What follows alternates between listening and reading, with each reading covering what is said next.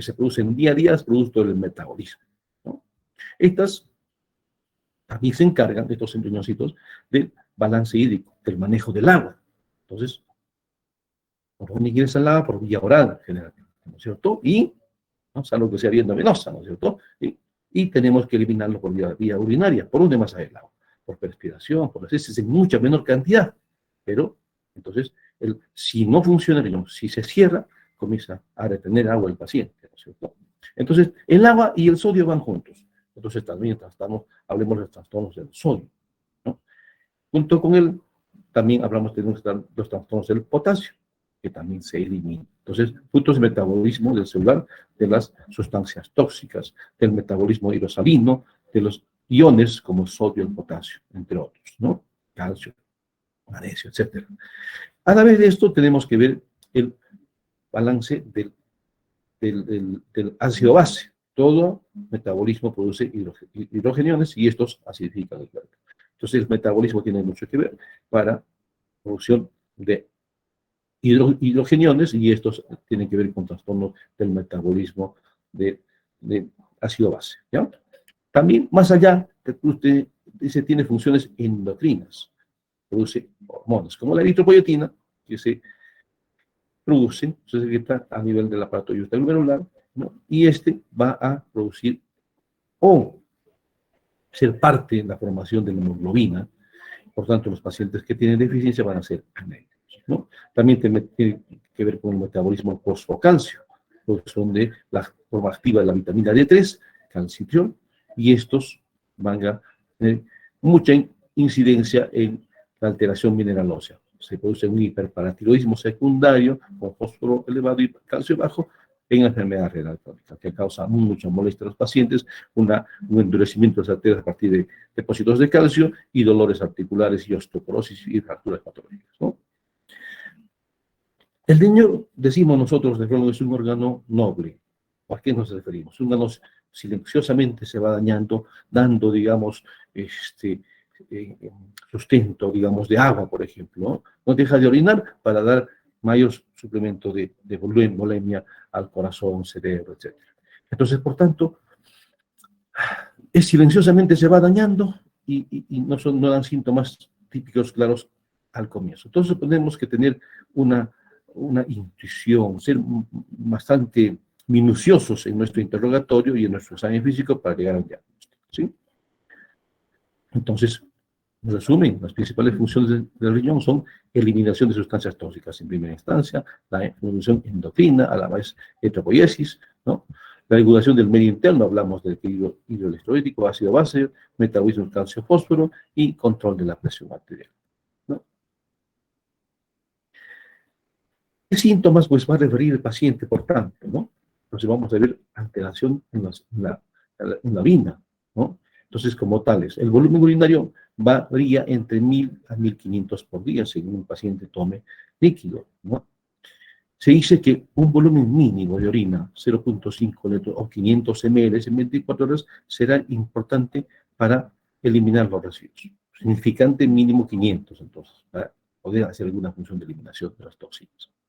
Anuria hablamos como es la ausencia completa de orina, o también lo definen como el menor a 100 ml en 24 horas. Queremos en esos términos, por favor, porque ustedes van a tener otras oportunidades de leer alguna otra literatura, y dicen menor a 40 ml, por allí, ¿no? Al final, son números que nos proponen las diferentes publicaciones, ¿sí? Menor a 100 para nosotros vamos a quedar en eso, ¿no?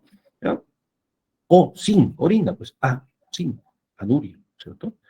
No tiene ningún significado, ya elimine 40 o 100, vamos a discutir por eso. No, simplemente menor a 500 ya no tiene ninguna función, ¿cierto? Oliguria, eliminación inferior a 500 ml, o también lo ponen como 400 ml, ¿ya? Poliuria, más bien, ahí sí se refiere a un volumen superior a 3 litros. Creo que en eso no hay discrepancia, ¿sí? Según el ritmo de la micción, tenemos también alteraciones como polaquiuria. Es aumento del número de micciones, aumento de la frecuencia miccional, ¿no? La disuria va relacionado generalmente con la polaquiuria en cuanto a es una sensación urente o dolorosa al orinar, ¿no? Relacionado generalmente a la infección urinaria. Tenesmo es como que todavía tiene la sensación de orinar habiendo ya orinado, ¿no es cierto? ¿No? Sensación de que no has vaciado la vejiga, ¿no? Micturia, una diuresis, sobre todo en la noche, ¿no? Y esto se relacionaría, por ejemplo, con el paciente, está con edemas, en la noche se recuesta y se reabsorben sus edemas y entonces tiende a orinar más, ¿cierto? Cantidad, en cuanto a la cantidad tenemos perdón, a la calidad, ¿no? A la calidad, la proteinuria. ¿Qué nos quiere decir? Presencia de proteínas. Valor normal es 30 a 150, más allá de 150 hablamos de una proteinuria, digamos, positiva. ¿No es cierto? Esto tenemos el tema ya que vamos a ver sobre más allá, ¿no? Hematuria es la presencia de sangre en orina. Se define como la Asociación Americana de Urología de hematuria como mayor a 13 hematíes por campo de aumento. Cilindruria.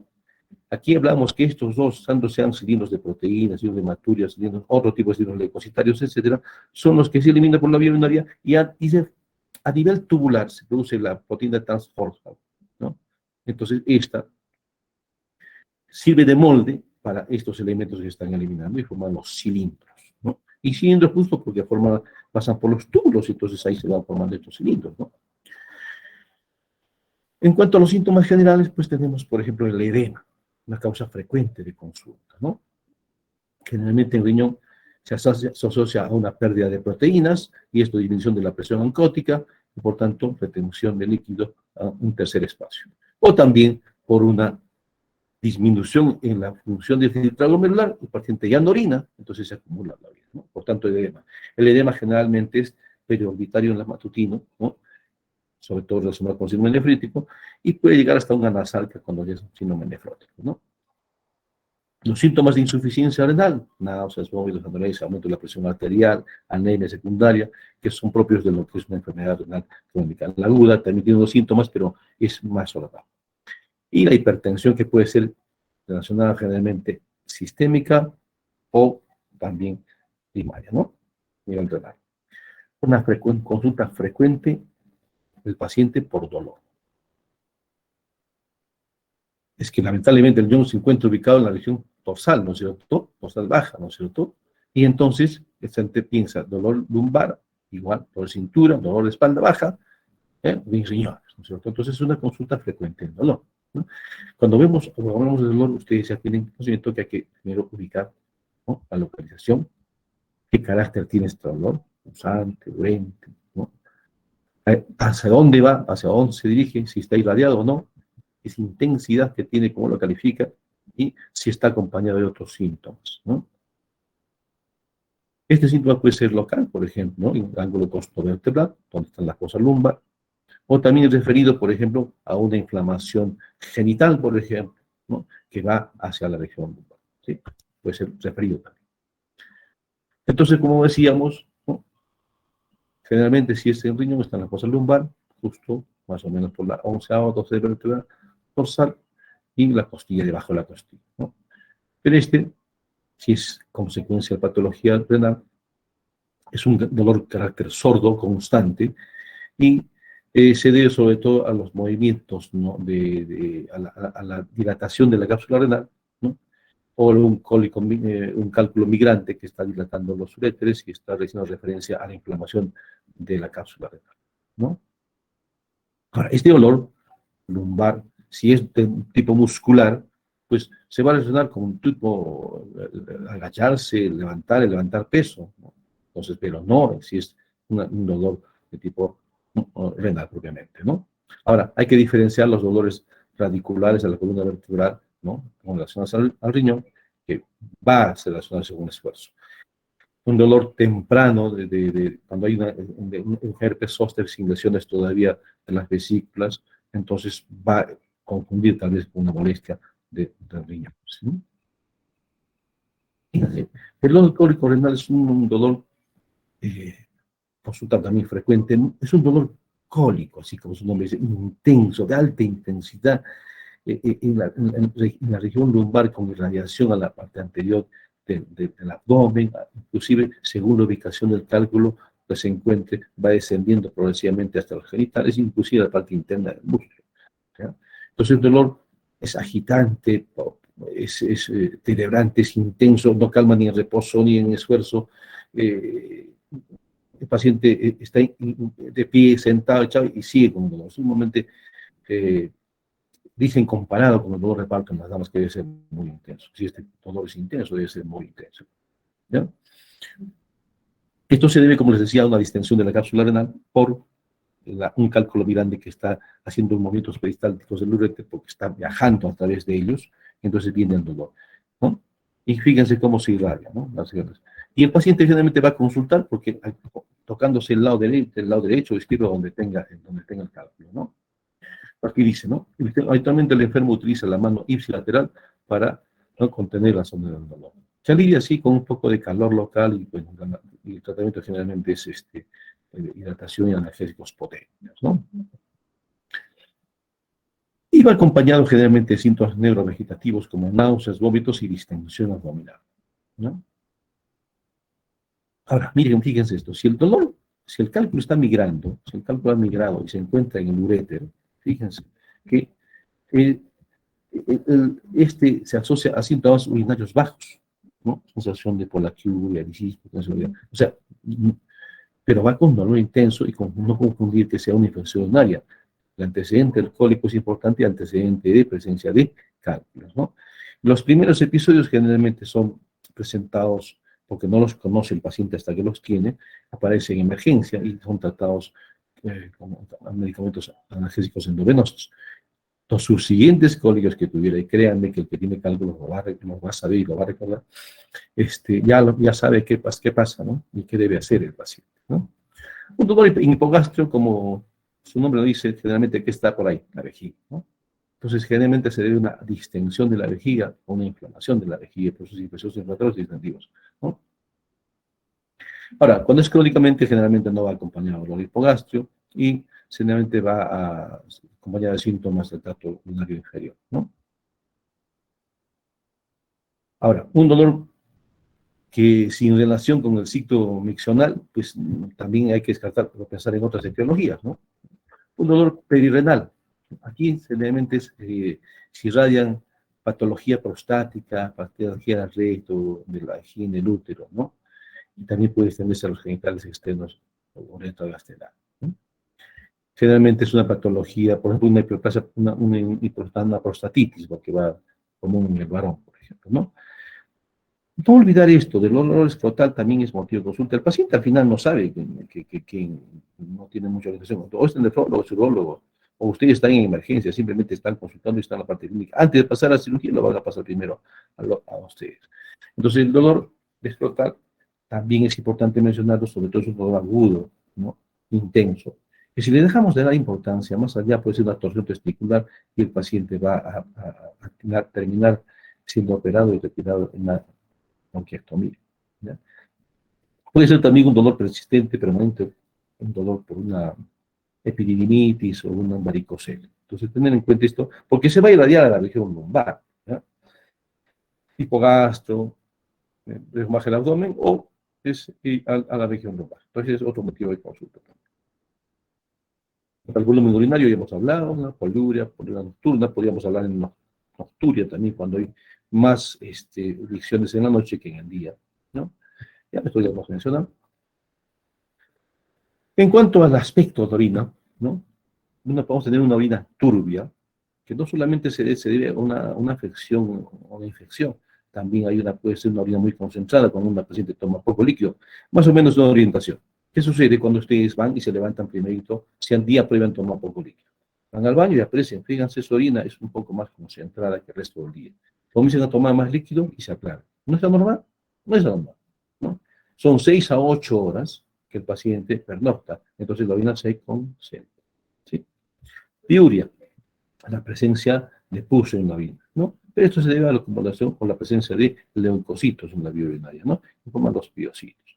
La fecaluria, la presencia de heces, ¿no? En la orina. Se le asocia a una fístula enterovesical, ¿cierto? Quiluria, lo propio, una fístula de los vasos linfáticos peritoneales hacia el riñón, ¿no? Entonces va a presentar un color, pues, un poquito lechoso, digamos, ¿no? Una orina, sin ser una, pues, ya ser también diferencial de una hematuria, de una piuria con una infección urinaria severa, pero el olor lo va a orientar, ¿cierto? Y hematuria, la presencia de sangre en la orina, pues, ¿no? Se estima más o menos que 1 centímetro cúbico de sangre es capaz de teñir más o menos 500 centímetros cúbicos de orina de sangre. O sea, fíjate, 1 centímetro está teniendo los 500, medio litro. Y pensamos que está sangrando abundantemente. No, tengamos cuidado con eso. Simplemente se está apreciando así. ¿Ya? Y vamos a tener que confirmar, ¿no?, esta presencia de orina o no, porque los que también se presentarían esa hemoglobinuria o mioglobinuria como producción de nuestro cuerpo, en caso de padecer unas patologías estas, o también con alimentos como la remolacha o medicamentos como la rifampicina, fenolftaleína, las pirazodonas, que también van a colorear la orina de color rojizo. Hay que diferenciar. Vamos a hacer el tema de hematuria, vamos a diferenciar, por ejemplo, si es una hematuria glomerular o extraglomerular. Por ejemplo, la presencia de coágulos en una orina nos orienta a un origen extraglomerular. Una orina, sí hay sangre, pero no corresponde al riñón. Y generalmente va asociado a una patología prostática, ¿no? El dolor, ¿no? Paciente con una hematuria de origen glomerular no tiene dolor. El paciente con hematuria de origen glomerular, pues tiene unas características típicas en cuanto al sedimento urinario, que lo vamos a ver ya, propiamente hablando de lo que es hematuria, ¿no? ¿En qué circunstancias aparece? ¿No? Al comienzo de la micción, al terminar la micción, durante toda la micción. Entonces, no adelanto, ¿no? Al comienzo de la micción puede ser patología, por ejemplo, prostática o vesical, y al final de la micción, vesical. Durante toda la micción corresponde a lo que es una hematuria renal o glomerular, ¿no? Pues eso es lo que se llama la prueba de los 3 vasos, ¿no? Al comienzo, primer vaso, segundo vaso, tercer vaso. Pintó en los 3 vasos, hematuria glomerular. Solo pinta al comienzo de la emisión, que hemos dicho, ¿no? Por prostática, ¿no? Ureteral. O, de repente, al final de la emisión, generalmente nos orienta que es una hematuria vesical, ¿no? Y hay diferentes características que es muy amplio para hablarlo, que lo vamos a ver como un tema, ¿no es cierto? Primero los temas. Nosotros, al aspecto de la orina, por ejemplo, seguimos, ¿no? Las orinas espumosas, ¿no? Traduce generalmente la presencia de orinas, ¿no? Perdón, presencia de proteínas en la orina, ¿no? Cuidado, hay que ver también la dieta del paciente, días previos, el ejercicio que hizo, ¿no? Entonces también el estado si es diabético, ¿no? Porque también puede ser la presencia de glucosa en la orina, ¿cierto? La menuria está la relación con el ciclo menstrual, ¿no? Entonces también se ve en la endometriosis de la vía urinaria, vamos a encontrar hematuria, pero relacionado a esto, entonces se habla del término menuria. Y neumaturia, pues es gas, ¿no? Y esto está relacionado junto con patologías con una fístula enterourinaria, ¿no? La coluria, pues, la pérdida de pigmentos biliares por la orina, ¿no es cierto? O sea, la presión que tenga el paciente a nivel de la vía hepática, pues se torna el antiictérico y la orina, ustedes saben, se pone coluria, ¿no es cierto? Vamos a ver también que las afecciones como la diabetes mellitus, en primera instancia, la primera causa de nefropatía o enfermedad renal crónica a nivel mundial, ¿no? Pacientes en diálisis es la diabetes mellitus. Y este va a tener sus manifestaciones, lógicamente, a nivel de la vía renal. La primera, proteinuria. Entonces, la diabetes mellitus es un ejemplo del síndrome nefrótico, ¿no? Y causa pérdida de proteínas. Vasculitis. Puede ser vasculitis como el síndrome pulmón-riñón, Wegener, Strauss, otras vasculitis, pequeños vasos, medianos vasos, que también afectan a las uñas. Por ejemplo, un paciente con enfermedad de Wegener hace unas expectoraciones hemoptoicas, una dificultad respiratoria, y a la par va subiendo su función renal, ¿no? Se va edematizando, haciendo hematuria, entonces ya hace lo que el diagnóstico es un síndrome pulmón-riñón. Es una complicación que hace insuficiencia renal crónica secundaria a una vasculitis. El lupus eritematoso sistémico, podemos compararla, yo diría, como la que es la gran simuladora de enfermedades como la TB, ¿no? La tuberculosis. La tuberculosis también para manifestaciones renales, obviamente, anomalías estructurales. Pero hablando del lupus, esta simuladora, ¿por qué le digo? Se presenta con hematuria o con proteinuria, con un síndrome nefrítico o con un síndrome nefrítico, o ambos, ¿no? Entonces, es frecuente que los pacientes con lupus tengan complicaciones renales, se llama nefropatía lúpica, y las manifestaciones, como le digo, hematuria, proteinuria, hipertensión arterial, y así. La hipertensión arterial, por sí, un hipertenso, ¿no?, de larga data, ¿no?, hipertensión esencial llamada, ¿no es cierto?, es la segunda causa de daño renal a nivel mundial, ¿no? Entonces, los pacientes que están en diálisis, primero son los diabéticos, segundo los hipertensos, obviamente, de larga data, con predisposiciones genéticas o mal controlados. Ustedes han escuchado, ¿no? Pacientes, no es poco escucharlos, ya lo han vivido ustedes también, paciente que es reacio al tratamiento, que te dice, de algo hay que morir, sin morir, así se ve.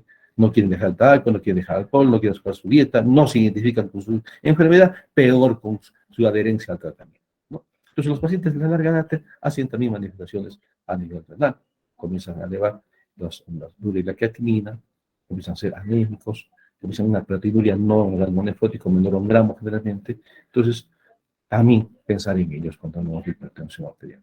Dos grupos que ustedes tienen que tener muy presentes, hipertensos y eritemitos, que van a ver en su mayoría. Si tienen pacientes con vasculitis o lupus, paren la oreja, pídale una función renal. Y lo que decía, una función de pulmón, ¿no? Pero hay otro grupo de pacientes, ¿no? Un grupo de pacientes que vienen a consulta, por un chequeo médico, y en eso encontraron en su examen de laboratorio una creatinina, una urea elevada, una pérdida de proteína, hematuria. Entonces, ¿no? Son pacientes sin síntomas aparentes, ¿no? Detectado en un control clínico de rutina, un control de salud, un chequeo médico antes de salir de vacaciones, en su centro laboral, ¿no? Entonces, van a venir porque no tienen ninguna clínica o ninguna hematología, sino porque han encontrado un hallazgo en laboratorio.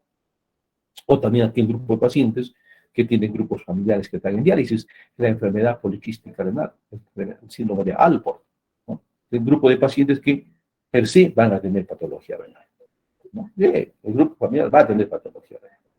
Entonces, en algún momento de su vida deben que consultar. Y por ahí, por prevenir, ya vienen a consultar porque tienen síntomas todavía, no tienen antecedentes, ¿no? En cuanto a la historia clínica, pues, ¿no? Tenemos que los síntomas del paciente generalmente se presentan como 10 síntomas que les vamos a explicar ahorita. ¿Eh? Tenemos que hacer una historia clínica completa, ¿no? Cuando ustedes hablen de semiología renal, semiología cardíaca, semiología del sistema nervioso, ¿no? No por eso me voy a dedicar solamente a hacer la parte neurológica. No, ustedes hacen una historia clínica completa. Y si tiene patología renal, se van a enfocar en esta parte, pero no dejan de lado. Entonces, tiene que tomar todos los datos completos del paciente, tiene que ser un examen físico cuidadoso y completo. Los síntomas de consulta renales que vamos a estudiar, por eso la semiología renal, como el síndrome de hematuria de proteinuria como parte inicial. A partir de eso hablamos de nefrítico y nefrótico, anomalías de las vías urinarias, la insuficiencia renal aguda, o el renal aguda, la enfermedad renal crónica, antes llamada insuficiencia renal crónica.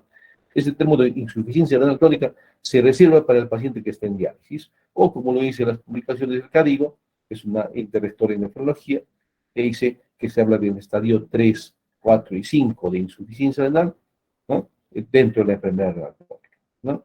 Las tubulopatías, la hipertensión arterial, aquí podemos hablar de esencial o secundario, también podemos hablar de neuropatía diabética enteroide, que no está mencionado todavía en esto, las infecciones urinarias, las uropatías obstructivas, ¿no? Las nefropatías hereditarias o congénitas, ¿sí? Historia de la enfermedad actual. Tenemos que tomarle los datos al paciente, ¿no? En orden cronológico, hacerle una inducción de lo que nos quiere expresar, en sus propias palabras. Ver los signos y síntomas como lo que nos quiere explicar, inducir al interrogatorio, pero no, dirigir, pero no inducir a la respuesta. Ya, tenemos que dirigir, porque se van a tomar con pacientes que le comienzan a contar cualquier otra cosa y parte del caso del motivo de consulta. Se van por la vez. Ellos piensan que tienen la importancia de su enfermedad muchas otras cosas de repente, ¿no es cierto? Entonces tienen que saber dirigirlo, pero no inducir una respuesta, ¿no? Y tienen que tener todo documentado y anotado en sus propias palabras del paciente para que después ustedes sepan nada. Entonces tiene que ser un análisis ordenado en primera instancia. El paciente se refiere con sus propias palabras, ¿no? Hay que ser muy amable y encaminarlo en el interrogatorio, ¿no? Si tiene dolor, por ejemplo, inducir.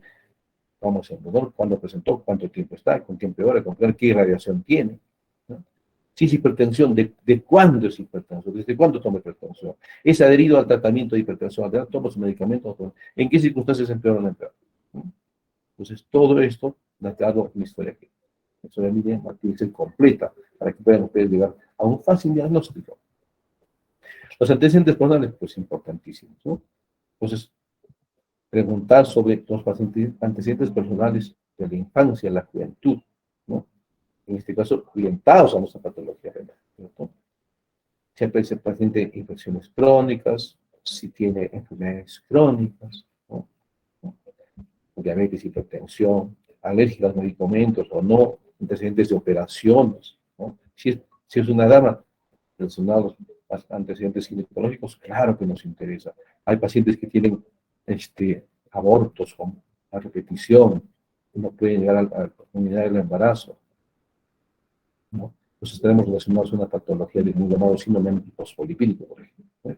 Que tiene complicaciones a la patología renal, ¿sí? Historia social del paciente, pues sí nos interesa, ¿no? El estatus socioeconómico es importante del paciente, ¿no? Su estado de conocimiento, escolaridad, claro que sí. ¿Cómo se expresa? ¿Cómo puede explicarnos? Y hay que ubicarnos y hacerle el apoyo para que nos pueda orientar, que podemos orientar en qué cosa quiere decir el paciente, en qué forma, industria, ¿no? ¿No? También, porque si va a adherirse o no al tratamiento, o tendrás que tú supervisar el tratamiento. Si tiene antecedentes familiares de patología, ¿no? Sus hábitos higiénicos, dietéticos. Por ejemplo, el paciente que está con enfermedad renal crónica y requiere diálisis, tiene que estar en terapia de diálisis peritoneal. Tiene que ver es muy importante sus hábitos higiénicos, dietéticos, el aseo de manos, en la limpieza en casa, ¿no? ¿Por qué? Si no se va a infectar, va a ser una peritonitis secundaria a diálisis peritoneal, ¿no? ¿Ya? Entonces es importante. También socioeconómico, ¿por qué? Porque si tiene accesibilidad a un seguro y de a través para adquirir el tipo de la medicación, que no todas son cubiertas por las seguridades, sean en salud o sea MINSA, ¿no? Hoy en día tenemos el CIS. Es una gran ventaja que no había años atrás, donde el paciente tenía que hacer mil de cosas para obtener su medicación, sus diálisis, ¿no? Factores éticos y biográficos, es importante saber. Si tienes un paciente, por ejemplo, estás en un lugar, entiendo que no todos vamos a quedar acá en Cusco, Perú, o estar en Lima, donde hay mayor población y otros lugares del país, del mundo, o también estarán al extranjero. Entonces, tiene características que ciertas enfermedades se producen en determinados sitios. Por ejemplo, acá tenemos una nefropatía por inmunoglobulina A o una enfermedad de Berger, que se produce bastante más frecuentemente en Europa y Asia. Hay en Perú, en Latinoamérica, sí, pero de repente más relacionado a eso, ¿no? La nefritis mesangocapilar, más frecuente en España, por ejemplo, ¿no? Acá cerca, los de Centroamérica, la nefropatía mesoamericana, ya llaman así, a los trabajadores de caña, porque están expuestos a grandes intensidades de calor y poco hábito de tomar líquido, y hace falla renal, por ejemplo. ¿No es cierto? Los latinoamericanos, los afroamericanos, que radican en Estados Unidos, tienen bastante frecuencia a hacer síndrome metabólico, diabetes, hipertensión, y de secundariamente a daño renal, ¿ya? Entre otros, por ejemplo, ¿no? Obviamente, siempre preguntar a qué se dedican los papeles ocupacionales, en qué condiciones trabajan, el lugar de trabajo, es un lugar húmedo, es un lugar caluroso, tiene buenas condiciones de trabajo, ¿no? Es importante tomar en cuenta. La historia dietética, sí, pues, qué hábitos higiénicos y hábitos dietéticos tiene el paciente, ¿no? Tiene cuidado con la dieta, se cuida, no se cuida, está con sobrepeso, ¿no? Está bajo, más bien, ¿no? No se nutre, no tiene posibilidad de nutrirse, poder adquisitivo, X cosas hoy en día, ¿cierto? Pero sí una cosa quiero que tengan presente, cuando ustedes estén en hospitalización y la nutricionista le haga entrevista al paciente, ¿qué es lo que muchas veces el paciente tiene agrado por comer y otras no? Sí, le podemos indicarlo, ¿cómo es de esto? Pero si no es del paciente, la dieta va a estar destinada al fracaso. Es decir, usted haga esto, tienes que dialogar y darle alternativas, ¿ya? No una hojita a rajatabla ni escuchar a tu paciente, ¿ya? Porque si no, está destinado al fracaso esta dieta, ¿sí? Los medicamentos, importantísimo, no solo en patología renal. Tal vez sí, en algún sentido, ¿por qué? El paciente, pues en este lado, ¿no? se eliminan las toxinas del producto del metabolismo, pero también las toxinas por la depuración de los medicamentos, que son primer paso por vía hepática y después de eliminación, detoxicación por la vía renal, ¿no es cierto? Eso es lo que ustedes han visto de farmacología, ¿no? Primer paso, vía hepática. Pero ¿por dónde se elimina? ¿No? La mayoría por vía renal, ¿no es cierto? Entonces, ¿qué medicamentos toma? ¿Cuándo inició la dosis diaria? Si se cumple o no cumple el tratamiento, o si se excede el tratamiento analgésico antiinflamatorio con la osteoartrosis, como pasto. Le duele, ya está. Entonces, lesión renal por AINES, antiinflamatorios no esteroideos. Lesión renal por uso de medicamentos como amicacina, gentamicina, que los dan libre y abiertamente en las boticas, ¿no? Boticas que son eh, regentadas por farmacéuticos, pero quienes atienden son técnicos, sin desmerecer la emoción de cada uno, o simplemente ni siquiera lo son, ¿no? Y que han coctelitos que han aprendido por ahí las recetas del médico, entonces y le meten sus cócteles de amicacina, gentamicina. Pregunto yo, ¿preguntaron si sufría del riñón? ¿No? El paciente tuvo un chequeo renal, si se hinchaba previamente, ¿no? O le dan la estocada final, pues, ¿no? Entonces es importante en la parte renal preguntar la medicación. Y en sí en todas las enfermedades, ¿no? Los antecedentes familiares, obviamente. Si hay antecedentes en cuanto a los papás, abuelos, toda la generación que tienes ahí, ¿no? Inclusive también a la pareja, el esposo, ¿no? Hay que preguntar si el paciente tiene antecedentes de falla renal, o enfermedad renal crónica en familia, si tiene antecedentes de riñón poliquístico, ¿no? Estos pacientes generalmente tienden a hacer en todas las descendencias tarde o temprano a celular, ¿no? Pacientes con sordera relacionadas al síndrome de Alport, ¿no? La hipertensión arterial en la familia, todos son hipertensos, mal hipertensos, diabéticos, mal controlados, ¿no? La exploración física, por tanto, tendrá que ser, pues, completa. Es el aspecto general del paciente. El paciente renal tiene una palidez terrosa, una facies muchas veces abotagada, ¿no? Entonces hay que preguntar cómo está su nutrición, la talla, peso, ¿no? Hacer un índice de masa corporal. Siempre tomar la presión talla, tomar la presión arterial del paciente, ¿no? Y todos los signos vitales con toda la operación que ustedes ya hablan de hipertensión arterial en lo que es general. El paciente renal, por eso quiero que ustedes vayan y se enfrenten a una patología. Cuando ven un paciente con patología hepática, ya no se olvida, ¿no? Palidez igual, de rosa oscura, pero los ojos son escleras histéricas, ¿no? Abdomen distendido por la cirrosis hepática, circulación colateral, ¿no? Irritación regular. O sea, paciente renal, palidez terrosa. Se presenta muchas veces con disnea porque tienen anemia. Esa anemia llega a ser anemia severa. O también está disneico porque se congestionó en orina, entonces está abonagado y hinchado. Se llena el pulmón de agua, se congestiona. Entonces tiene una respiración acidótica, que también va la acidosis relacionado a la enfermedad renal crónica que ya tiene compromiso de insuficiencia renal. Los edemas, mencionado una vez más, generalmente son periorbitarios matutinos, así nos aprendimos, ¿cierto? ¿Sí? Patología renal. Pero conforme va descendiendo el día, se presenta en los miembros inferiores y va siendo ascendente progresivamente hasta inclusive llegar a la nasal, ¿no es cierto? En los ojos, pues el edema prioritario, puede haber unos ojos rojos relacionados a signos de hipercalcemia, ¿no? El fondo de ojo es un sitio donde podemos observar las venas arterias. Entonces, la primera causa de daño renal, diabetes. Entonces vemos una retinopatía diabética, buscaremos. Si no tenemos el diagnóstico exacto de una diabetes mellitus, diabetes mellitus se diagnostica, pues, cuando tienes tipo 1, generalmente se diagnostica, pues, es clásica la presentación, ¿no? Policludria, poliricia, polifagia, inclusive una cetoacidosis. Pero el paciente diabético tipo 2 es en una consulta, en un chequeo médico, o también debuta con una dosis diabética por ahí. Pero no sabemos exactamente cuánto tiempo diabético era el paciente tipo 2. Entonces se dice que 5 años atrás por lo menos ya diabético. Entonces ya tiene un compromiso de la función renal. Y si el paciente tiene proteinuria y tiene diabetes de larga data, ¿cuánto tiempo? Entonces se relaciona la nefropatía diabética con la retinopatía diabética, fondo de ojo. Lo propio para la hipertensión arterial. Las ojeras, la implantación o anomalías de las orejas, anomalías anatómicas y la sordera tienen relacionados con una patología renales como por ejemplo el signo de Alport, ¿no? En la cara, edema facial. En el cuello puede buscar infiltración auricular, signos de congestión pulmonar, ¿no? Los pulmones, que vamos a ver, congestión pulmonar, retención de líquidos, ¿no? Entonces, porque el paciente no llega a urinar, o por hipolinemia se retiene líquido y no va a la vía urinaria, no se puede ir al tercer espacio, ¿sí?